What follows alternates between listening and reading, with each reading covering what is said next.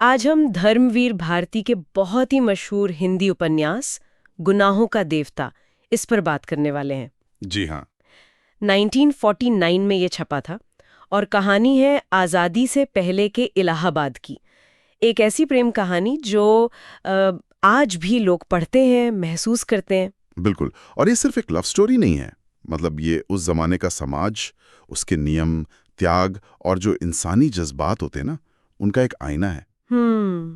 तो आज हम कोशिश करेंगे कि इसके जो मुख्य किरदार हैं, उनकी कहानी, उनके अंदर की कश्मकश, उसको समझें। तो कहानी के बिल्कुल सेंटर में है चंदर, यानी चंद्र कुमार कपूर। हाँ। एक यंग अनाथ रिसर्चर, और दूसरी तरफ है सुधा, जो उसके प्रोफेसर शुक्ला की बेटी है। जी। और इनके बीच एक बहुत गहरा, मतलब अनकहा सा प्यार होता है। सुधा तो चंदर को अपना देवता मानती है, सही कहा? हाँ हाँ, बिल्कुल। और यहीं से आप कह सकते हैं कहानी की परतें खुलती हैं। उनका प्यार है तो बहुत पाक, लगभग आध्यात्मिक, पर समाज की दीवारें आ जाती हैं बीच में। जैसे कि सबसे बड़ी तो जाति की दीवार। चंदर मतलब निचली जाति से माने जाते थे, और फिर चंदर का अपना एक फर्ज का एहसास था अपने गुरु यानी सुधा के पिता के प्रति। तो ये चीजें उन्हें रोकती हैं, मतलब वो अपने प्यार का इजहार नहीं कर पाते। हाँ, या शादी के बारे में सोच भी नहीं पाते। ये एक अजीब सा आदर्शवाद है जो असलियत से टकरा रहा है। और फिर वो मोड़ आता है जब सुधा के पिता और बुआ उसकी शादी तय कर देते हैं कैलाश नाम के लड़के से। जी। और चंदर वो कुछ नहीं कहता। बिल्कुल नहीं, उल्टा वो तो शादी की तैयारियों की जिम्मेदारी ले लेता है। ये समझना थोड़ा मुश्किल है। क्या ये सिर्फ समाज का डर था या चंदर के अपने उसूल थे? देखिए, लगता है दोनों बातें थीं।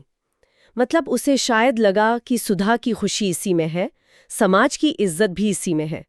पर यहीं एक तरह से वो अनजाने में अपने और सुधा के जज्बातों को नजरअंदाज करने का गुनाह कर बैठता है।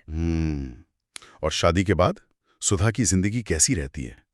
सुधा को खोने के बाद उसे समझ आता है कि उसका प्यार कितना गहरा था, और फिर वो अपराध बोध, मतलब गिल्ट, उससे भर जाता है। अच्छा। वो कोशिश करता है इस खालीपन को भरने की। पैमी है, बिनती है, दूसरी लड़कियां हैं, पर वो बस वक्त गुजारने जैसा है। उसे वो सुकून, वो जुड़ाव नहीं मिलता। ये दिखाता है कि सुधा उसके लिए कितनी खास थी। बिल्कुल। और सुधा का क्या होता है फिर? आपने कहा उसकी जिंदगी मुश्किल थी। हाँ, उसकी सेहत बहुत बिगड़ जाती है।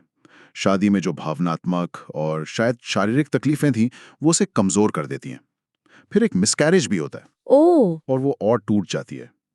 आखिर में जब वो बिल्कुल मौत के करीब होती है, तब चंदर से मिलती है। और क्या कहती है? वो कहती है कि अगले जन्म में वो उसके साथ रहना चाहेगी।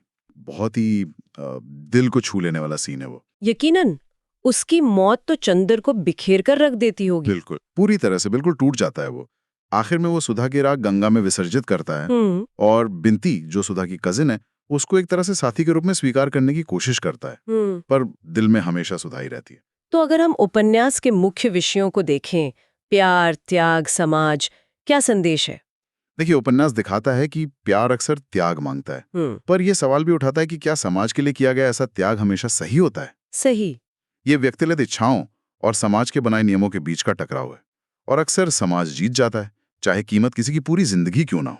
और कमाल की बात यह है कि भारती जी ने ये सिर्फ 23 साल की उम्र में लिखा था। है ना? अद्भुत। और इसकी लोकप्रियता देखिए, आज तक बनी हुई है। टीवी सीरियल भी बना, एक था चंदर, एक थी सुधा। हाँ, मैंने सुना है। एक फिल्म भी शायद शुरू हुई थी पर पूरी नहीं हो पाई। जो शुरू में सुधा के लिए पूजनीय देवता था, वो हालात के चलते एक ऐसा इंसान बन जाता है जो प्यार को कुर्बान करने का या समाज की नजर में गुनाह करने का बोझ उठाता है। ये कहानी वाकई व्यक्तिगत इच्छाओं और सामाजिक उम्मीदों के बीच की जो जंग है, उस पर सोचने को मजबूर करती है। बिल्कुल। और शायद सुनने वालों के लिए भी एक सवाल छोड़ जाती है, क्या आज के जमाने में प्यार और फर्ज का ये टकराव इतना ही मुश्किल है, या अब हमने इनके बीच एक संतुलन बनाना सीख लिया है?